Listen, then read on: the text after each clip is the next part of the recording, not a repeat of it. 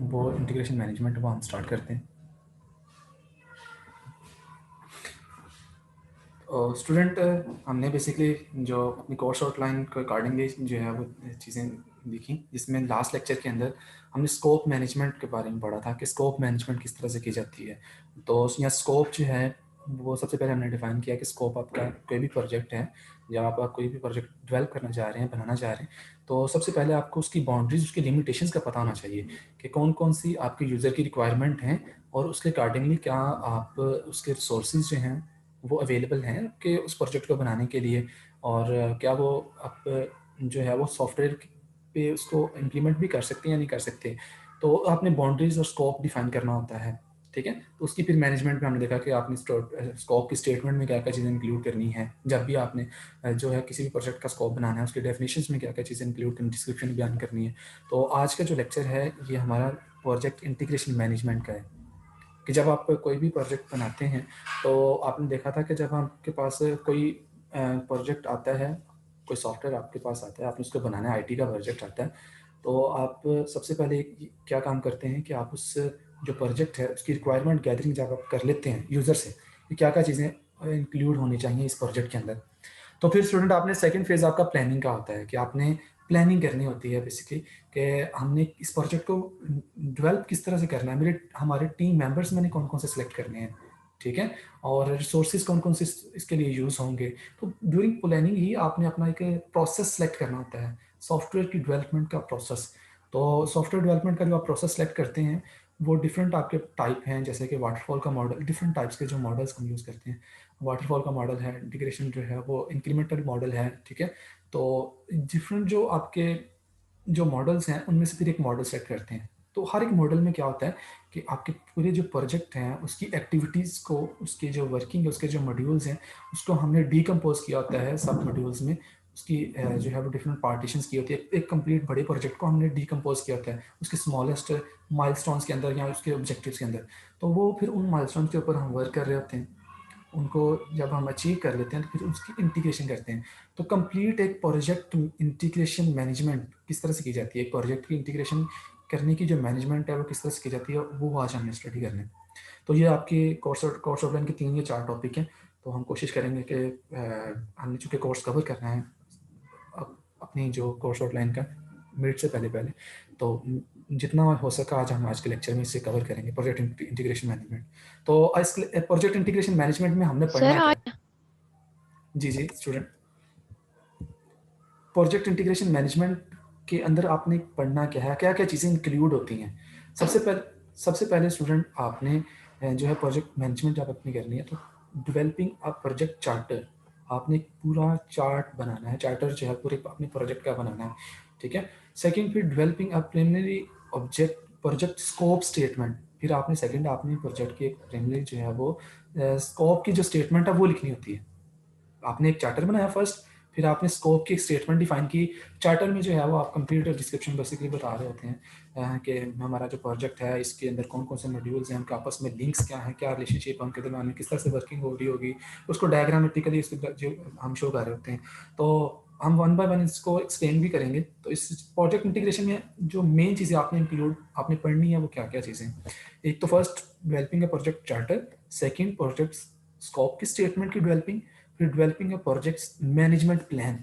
कि throughout the development of a project आप एक प्लान बनाते हैं जो कि उसकी मैनेजमेंट के लिए होता है, उसे हम प्रोजेक्ट मैनेजमेंट प्लान का नाम देते हैं। तो फिर आपने प्रोजेक्ट मैनेजमेंट प्लान को डेवलप करना होता है। Directing and managing project execution कि किस तरह से हमारे पास हमने किसी प्रोजेक्ट को किस तरह से किस वे में लेके चलना है ताकि हम विद इन टाइम जो हमने स्पेसिफाई किया होता है कि इतने टाइम में हमारा ये प्रोजेक्ट जो है इतने स्केड्यूल जो हमने बनाया होता है उसके अकॉर्डिंगली टाइमली जो है वो कंप्लीट होना चाहिए। तो उसके लिए क्या क्या उसकी मैनेजमेंट आप किस तरह से करेंगे वो, और monitoring and controlling project work कि आपने जो टीम मेंबर्स हैं उनके जो किस तरह से चेक एंड बैलेंस रखना है और किस तरह से आपने कंट्रोल करना है। अगर आपके पास से कोई यूज़र जो है अपनी रिक्वायरमेंट को चेंज करता है तो स्कोप में अगर चेंज आता है उसको किस तरह से कंट्रोल करना है। तो monitoring and control project work, performing integrated change control, अगर वो चेंजेस आ गए तो उनको किस तरह से फिर इंटीग्रेट करना है आपने पहले से जो आपने डिज़ाइन बनाया हुआ है। क्लोजिंग द प्रोजेक्ट, तो लास्ट जो है वो आप अपने जब कंप्लीट आपके प्रोजेक्ट जो है उसके मॉड्यूल्स, इंडिविजुअल मॉड्यूल्स पे आपने वर्क कर लिया, फिर उसको इंटीग्रेट कर दिया जाता है, उसको फिर क्लोज करके एक कंप्लीट जो है वो प्रोजेक्ट हमें गेट होता है। तो स्टूडेंट, प्रोजेक्ट इंटीग्रेशन मैनेजमेंट के अंदर हम इन जो मेन जो एरियाज हैं इसको अंडरस्टैंड करेंगे। ये बेसिकली ये चीज़ें ये जो है वो क्या है, तो हम स्टार्ट करते हैं। प्रोजेक्ट पहले हम डिफाइन करते हैं कि प्रोजेक्ट इंटीग्रेशन मैनेजमेंट होती क्या है। Project integration management involves coordinating all the other project management knowledge areas throughout a project life cycle। तो जितने भी जो प्रोजेक्ट मैनेजमेंट के आगे डिफरेंट टूल्स एंड टेक्निक्स हैं उनको आपने अपने प्रोजेक्ट के लिए यूज़ करते हुए उसकी जो मैनेजमेंट है, ठीक है, उसके जो डिफरेंट मॉड्यूल्स के ऊपर आप वर्क कर रहे हैं उसकी मैनेजमेंट आपने करनी है और उसको इंटीग्रेट करके एक फाइनल जो यूज़र की रिक्वायरमेंट के मुताबिक, जो कस्टमर की रिक्वायरमेंट के मुताबिक प्रोजेक्ट है वो आपने डेवलप करना होता है। इसे आप प्रोजेक्ट इंटीग्रेशन मैनेजमेंट कहते हैं। तो this integration ensure that all the element of the project come together at the right time to complete a project successfully। तो मेन चीज स्टूडेंट आपका टाइम होती है। आपने टाइमली जो है वो अपने प्रोजेक्ट को, जो यूजर ने जिस जब कहा कि मुझे इतने टाइम में ये प्रोजेक्ट चाहिए, तो आपने विद इन टाइम जो है वो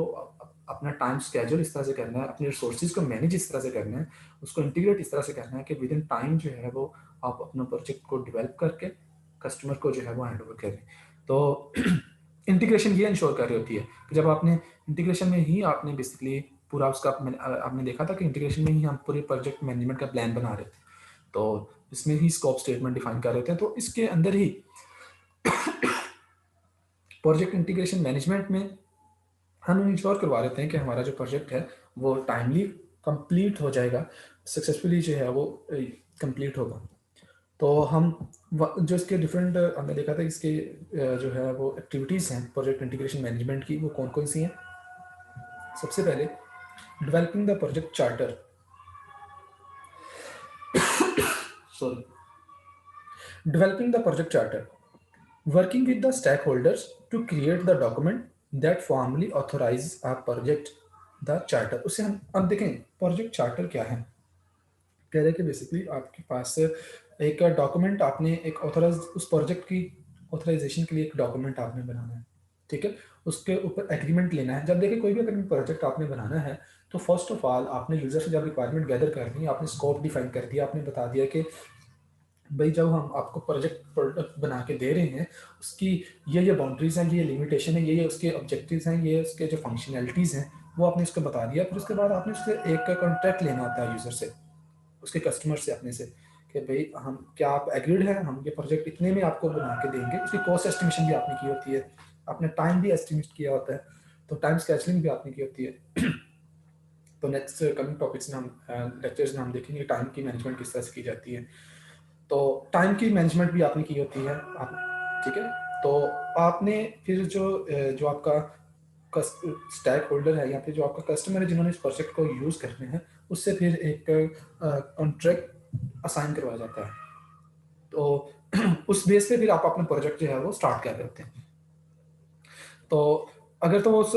कस्टमर जो है एग्रीड है कि ठीक है इतने टाइम में आप मुझे प्रोजेक्ट बना दें, इतनी कॉस्ट है, मैं विलिंग हूँ कि इतना मैं आपको पे करूँगा और ये मेरे लिए आप प्रोजेक्ट बना दें, तो फिर अपने आप फिर वर्किंग नेक्स्ट स्टेप जो है फिर आप वर्किंग उसके ऊपर स्टार्ट कर देते हैं। तो developing the preliminary project scope statement, तो स्कोप स्टेटमेंट में क्या है, working with the stakeholders specially users of the project product services or result to develop the high level scope requirement and create a preliminary project scope statement. तो कह रहे हैं कि project scope statement आपने कैसे develop करनी है। आपने देखें जिस प्रोडक्ट जो आप बनाना जा रहे हैं उसके यूजर कौन से हैं ये आपको पता होना चाहिए, ठीक है, कितने कितने यूजर हैं और कौन कौन से यूजर जो हैं आपके प्रोजेक्ट को यूज कर रहे होंगे, कौन कौन सी सर्विसेज आपका प्रोजेक्ट प्रोवाइड कर रहा होगा, ठीक है, और रिजल्ट जो है उनको हमने किस तरह से जनरेट करना है, उसको रिपोर्ट्स की फॉर्म में जनरेट करना है, उसको एज ए टेक्स्ट की फॉर्म में कोई वीडियो है या फिर कोई जो है वो आप जो है ऑडियो में जो है वो रिजल्ट किस टाइप में आप रिजल्ट जनरेट कर रहे हैं,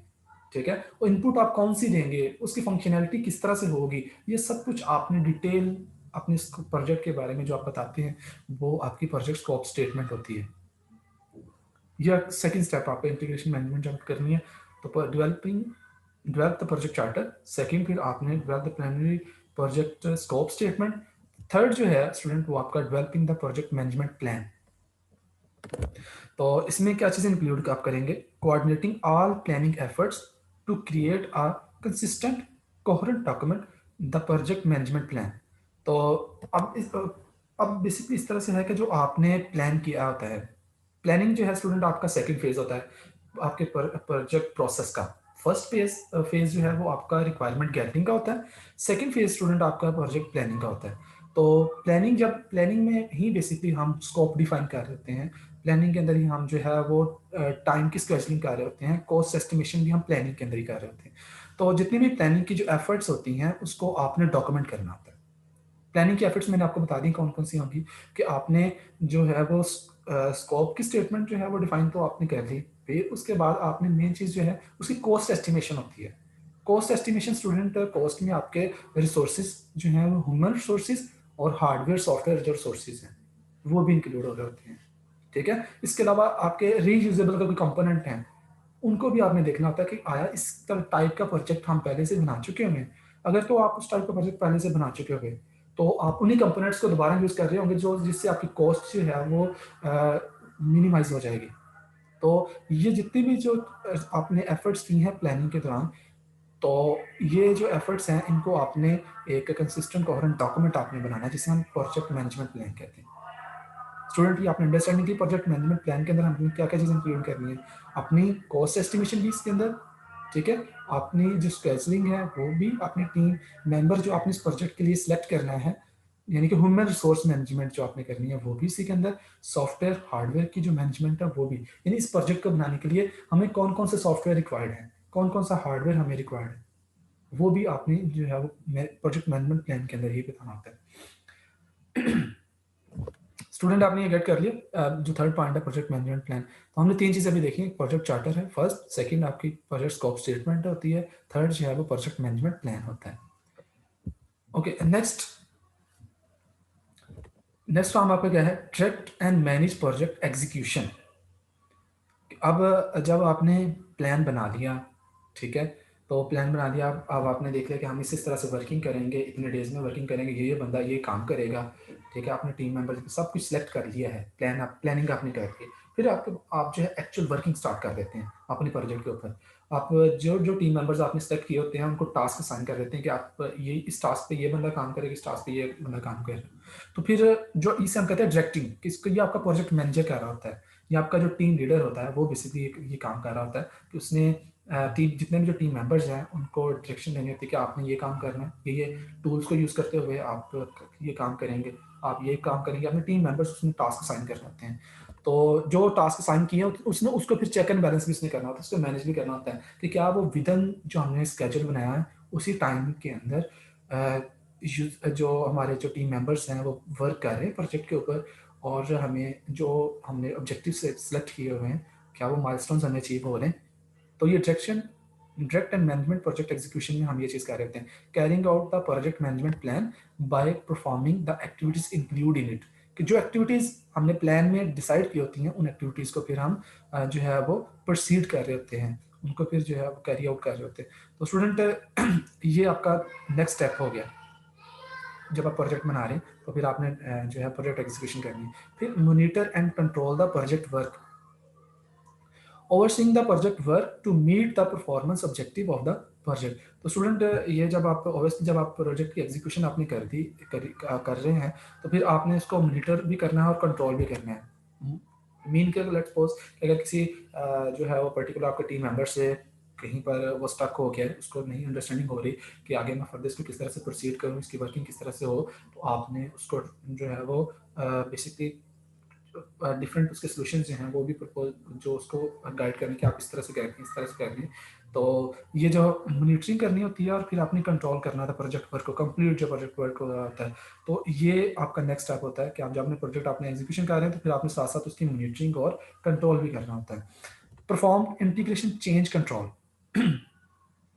मैंने अब आपको बताया कि जब हम किसी भी प्रोजेक्ट पे वर्किंग स्टार्ट करते हैं ना, तो इनिशियली जो है वो स्टूडेंट ये होता है कि आपके पास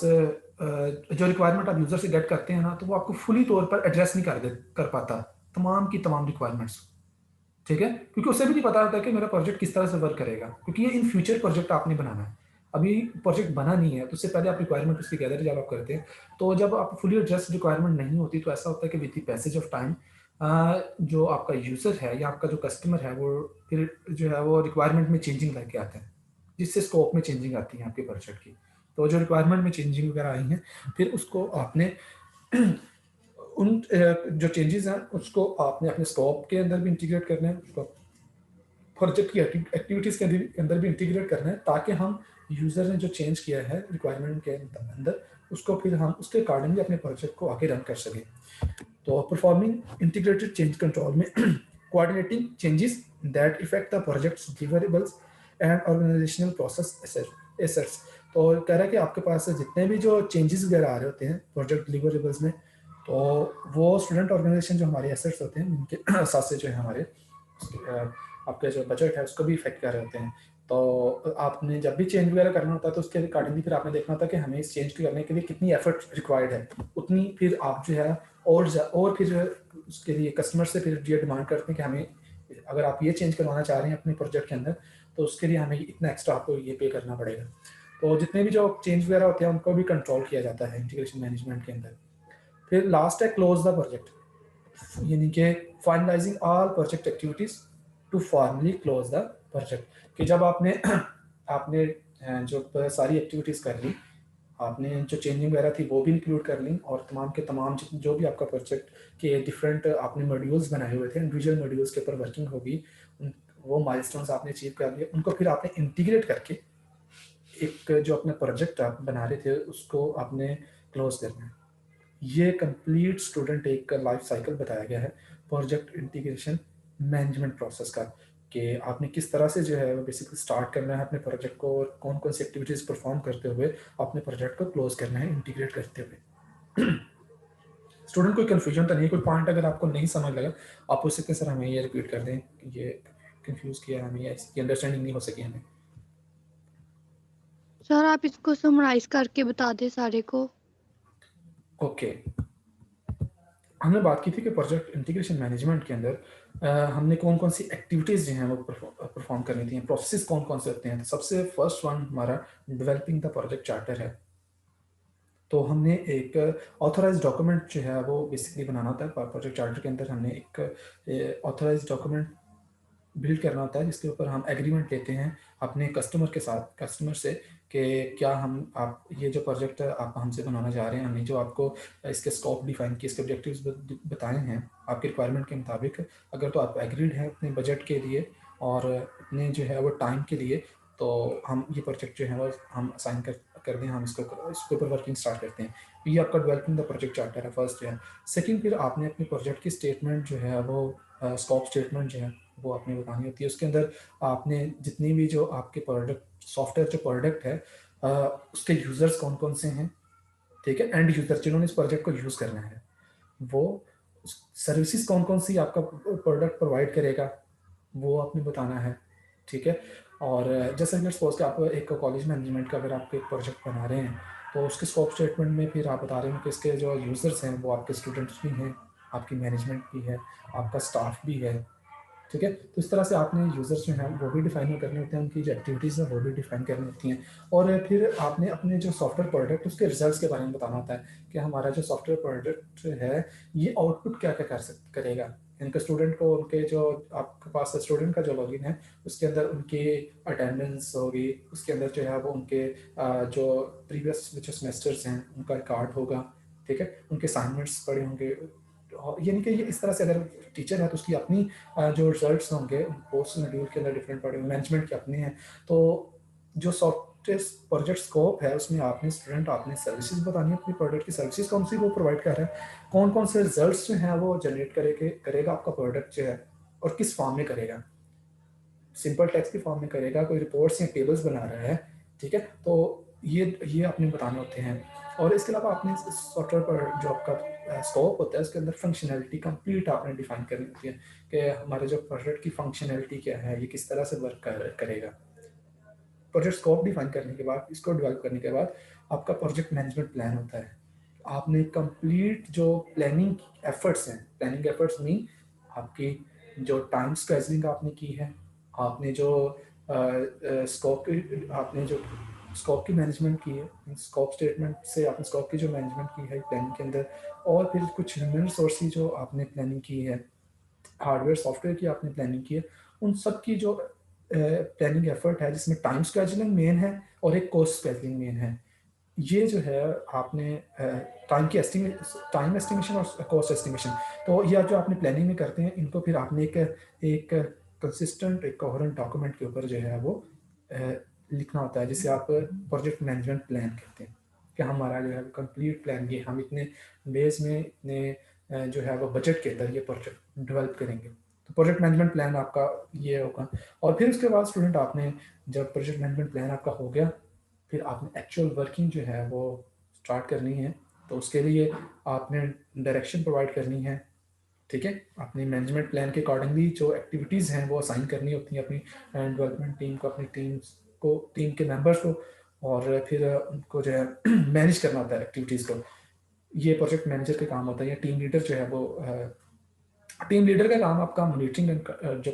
डायरेक्शन एंड मैनेजमेंट आपकी टीम लीडर ने करनी है, और जो मॉनिटरिंग एंड कंट्रोल है प्रोजेक्ट पर का वो आपका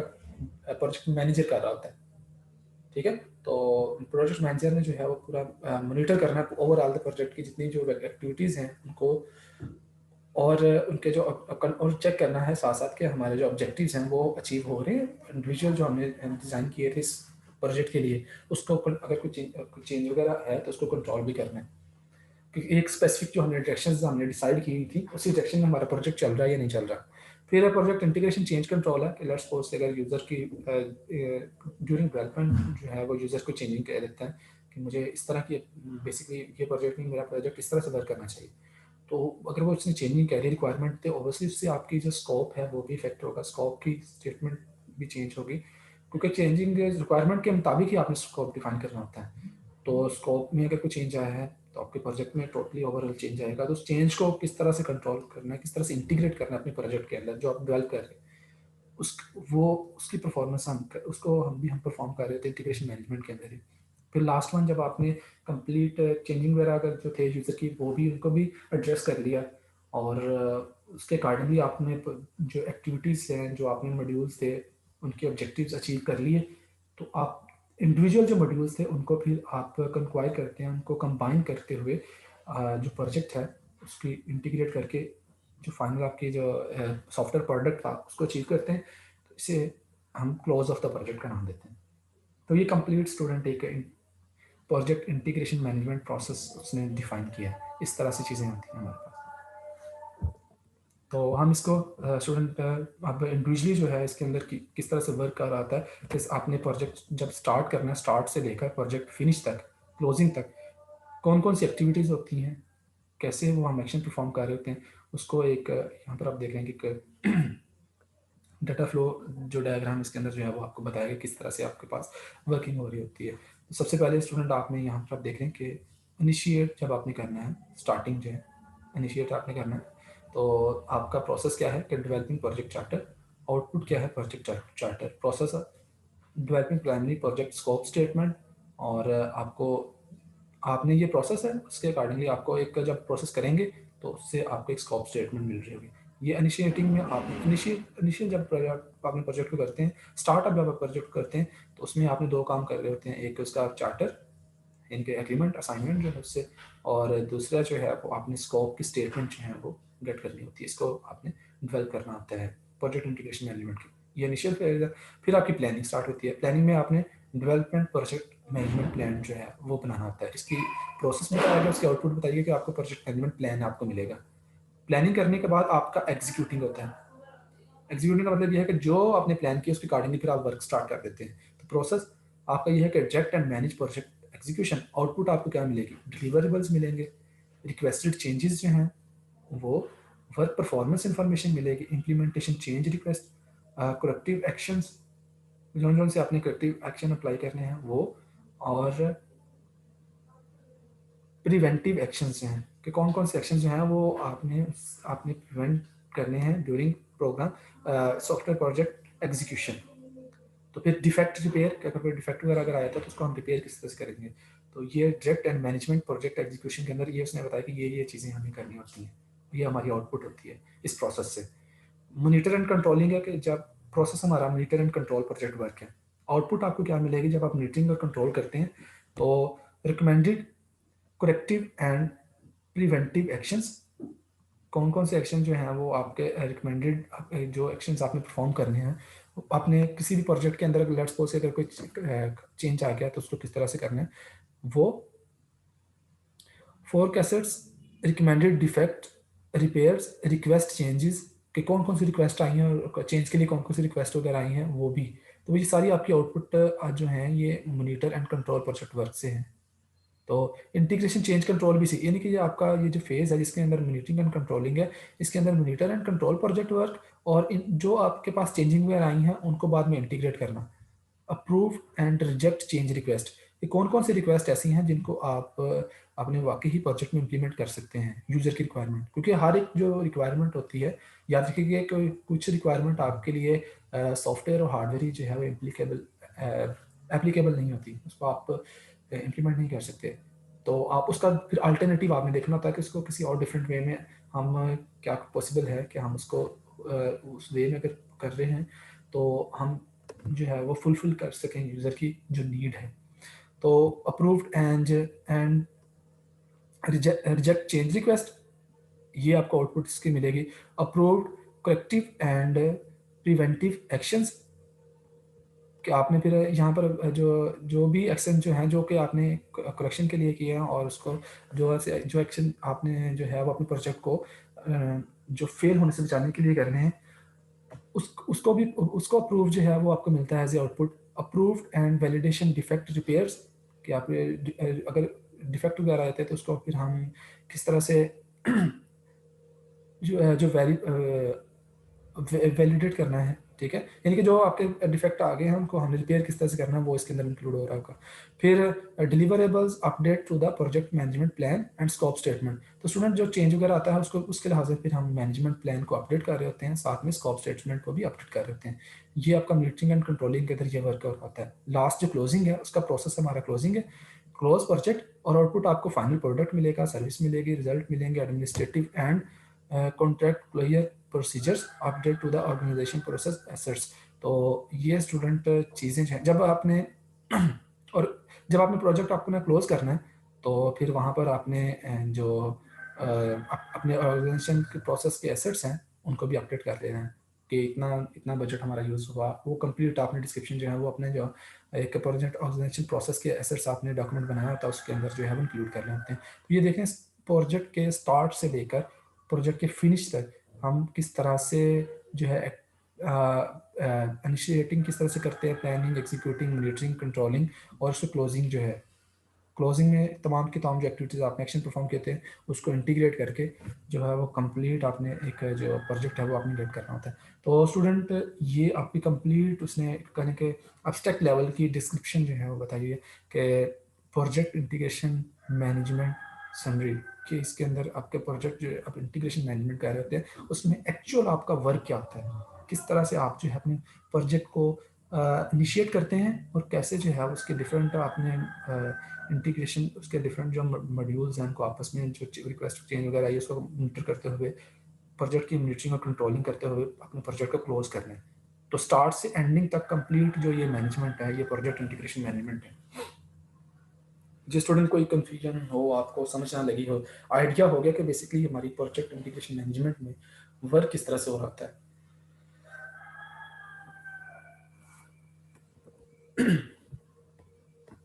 क्लियर है स्टूडेंट? एनी क्वेश्चन, कोई कंफ्यूजन तो नहीं है? नहीं नहीं सर। चलें ठीक है। तो आप देख रहे हैं कि हमारे पास अगर आप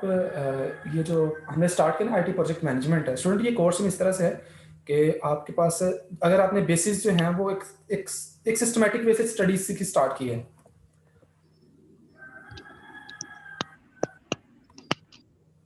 अब अगर आपने एक सिस्टमैटिक वे में स्टडी स्टार्ट की है अपनी प्रोजेक्ट मैनेजमेंट की, तो आपने देखा होगा कि हम रिक्वायरमेंट जो गैदरिंग करते हैं उसकी मैनेजमेंट किस तरह से करते हैं, प्लानिंग करते हैं, उसमें स्कोप की मैनेजमेंट किस तरह से करते हैं। क्योंकि पहले सबसे पहले तो आपने बात की थी कि हमारे पास कोई भी आईटी जो प्रोजेक्ट आपने बनाना है तो उसके प्रोसेस में प्रोसेस क्या है कि आपने रिक्वायरमेंट किया थी, प्लानिंग के बाद आपने आपने कोडिंग करनी है, फिर कोडिंग करने के बाद टेस्टिंग करनी है, फिर उसकी इम्प्लीमेंटेशन जो आपने की, इम्प्लीमेंटेशन बेसिकली कोडिंग और टेस्टिंग आता है। फिर जब आपने कोडिंग और टेस्टिंग कर ली, फिर उसकी आपकी इम्प्लीमेंटेशन है कि आपने उसको अपने प्रोजेक्ट को जो है वो इम्प्लीमेंट किया। तो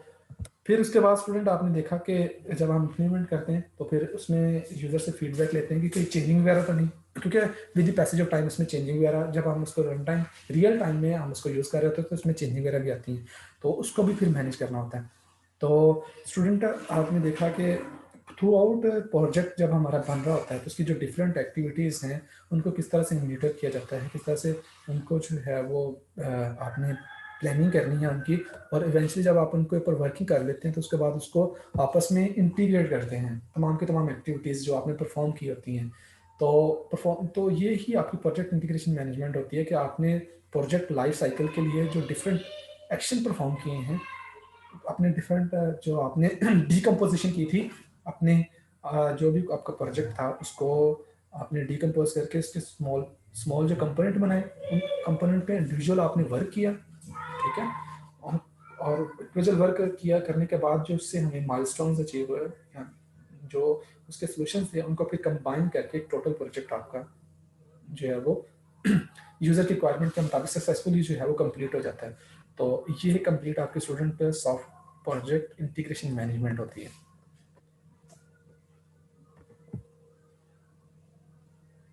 तो अगर किसी स्टूडेंट का कोई क्वेश्चन है वो पूछ ले सर ये प्रोजेक्ट इंटीग्रेशन मैनेजमेंट, क्योंकि फिर बाद में इसके जो आगे इसके अंदर डिफरेंट और भी जो इसके प्रोजेक्ट इंटीग्रेशन के डिटेल में हम देखेंगे कि अगर आपने जो है प्रोजेक्ट कोई भी आईटी प्रोजेक्ट सेलेक्ट कैसे करना है, ठीक है, और फिर उसके लिए मेजर्स क्या कौन कौन से हैं, प्रोजेक्ट की मीटिंग एंड कंट्रोलिंग किस तरह से की जाती है, क्लोजिंग जब आपने करनी है तो कैसे करनी, तो फिर वो उनकी इन डेप्थ डिटेल है सारी चीज़ों की। लेकिन मेन जो आपका जो है वो यही है, प्रोजेक्ट इंटीग्रेशन मैनेजमेंट के अंदर यही वर्क कर रहे थे। सर आपने ना स्टार्टिंग में बोला कि हम जब भी प्रोजेक्ट बनाते हैं तो एक मॉड्यूल यूज करते हैं, तो सर कैसे पता चलता है कि कौन सा मॉड्यूल यूज करना है? जैसे सर हमने थोड़े मॉड्यूल पढ़े हुए, वाटरफॉल, एजाइल, बिग बैंग और आइटरेटिव स्पाइरल, तो बता सकते हैं कि इसमें कोई स्पेसिफिक कीवर्ड्स यूज किए जाते हैं या कोई वर्डिंग ऐसी होती है जिससे पता चलता है कि इसमें कौन सा यूज करना है, या फिर जो रिक्वायरमेंट क्लाइंट की होती है उससे अकॉर्डिंग आप मॉड्यूल यूज करते हैं? मॉड्यूल बेसिकली मॉड्यूल जो है और मॉडल में स्टूडेंट डिफरेंट है। मॉड्यूल हम कहते हैं कि जो आपने कंप्लीट एक प्रोजेक्ट आपके पास था उसको आपने डिफरेंट जो उसके कंपोनेंट बनाए, तो इंडिविजुअल कंपोनेंट को हम उसका एक मॉड्यूल कहते हैं, ठीक है। और प्रोजेक्ट का जो प्रोजेक्ट की डेवलपमेंट के लिए उसके प्रोसेसिंग के लिए प्रोजेक्ट प्रोसेस जो है वो एक प्रोजेक्ट मॉडल होता है, यानी कि आपने किस तरह से वर्किंग करनी है। प्रोजेक्ट मॉडल जो है वो आपके डिफरेंट टाइप्स के प्रोजेक्ट मॉडल थे, जिसमें आपने वाटरफॉल मॉडल जो आप बता रहे हैं कि इंटीग्रेशन मॉडल है या फिर इंक्रीमेंटल मॉडल है, ठीक है, या रेड मॉडल है या स्पाइरल मॉडल है। ये डिफरेंट टाइप के जो मॉडल्स हैं जो आपने सॉफ्टवेयर इंजीनियरिंग में स्टूडेंट पढ़े थे, वो बेसिकली आपने सेलेक्ट किस बेस पे करते हैं, वो मॉडल की जो सिलेक्शन है वो डिपेंड करती है आप यूज़र या कस्टमर की रिक्वायरमेंट के ऊपर, ठीक है। और दूसरा आपके प्रोजेक्ट की स्पेसिफिकेशन के ऊपर कि हमारा प्रोजेक्ट किस नेचर का है, nature of the project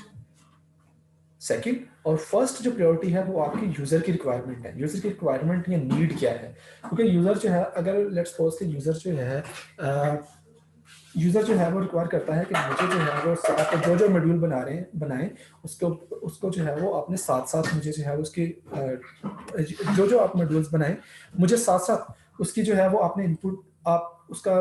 deliverable provide करते जाएं। लेकिन कुछ यूज़र कहते हैं कि मुझे कंप्लीट प्रोजेक्ट प्रोडक्ट चाहिए, ठीक है। तो कुछ स्टूडेंट अब देखिए डिमांड देखिएगा, रिक्वायरमेंट की डिमांड में आपको बता रहा हूँ। कुछ ऐसे कस्टमर्स होते हैं जो हमें कहते हैं कि जो है ना मुझे इतने टाइम में ही चाहिए, यानी कि वो टाइम का कंस्ट्रेंट लगा देते हैं। तो टाइम का अगर कंस्ट्रेंट है तो फिर हम देखते हैं कि कौन सा प्रोजेक्ट कौन सा सॉफ्टवेयर मॉडल जो है वो फिर बेस्ट है, क्योंकि वाटरफॉल मॉडल जो है ना वो आपको कंप्लीट उसके जब जितने भी जो फेजेस हैं वो सब जब तक कंप्लीट नहीं होंगे आपको एक एंड प्रोडक्ट जो है वो नहीं मिलेगा। मीन क्या आप इन बिटवीन वाटरफॉल मॉडल आपके किस तरह से था कि आपने प्रोजेक्ट को इनिशिएट कर, आपने यूज़र की रिक्वायरमेंट गैदरिंग करनी है, करने के बाद प्लान करना है, प्लान करने के बाद आपने उसके ऊपर जो है वो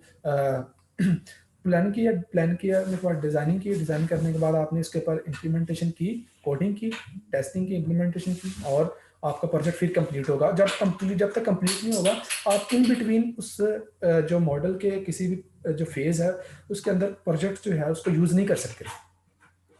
जब तक आपका कंप्लीट नहीं बन जाता। तो फिर हम एक इंक्रीमेंटल मॉडल जो है वो अप्रोच यूज़ करी जाती है, जो कि मोस्टली यूज़ की जाती है। इंक्रीमेंटल मॉडल जो है वो क्या किया जाता है कि हम एक प्रोटोटाइप बनाते हैं, जिनके जल्दी से हम जो है वो एक यूज़र की रिक्वायरमेंट जो यूज़र ने बताई है, ठीक है, उसी रिक्वायरमेंट के मुताबिक जो है वो फ़ौरन से डिज़ाइन बना के इम्प्लीमेंट करते हुए प्रोजेक्ट एक डेवलप करते हैं। और उस प्रोजेक्ट को डेवलप करने के बाद आपने क्या करना होता है कि उस प्रोजेक्ट को जो आपने डेवलप किया है उसको यूज़र के हैंड ओवर कर देते हैं।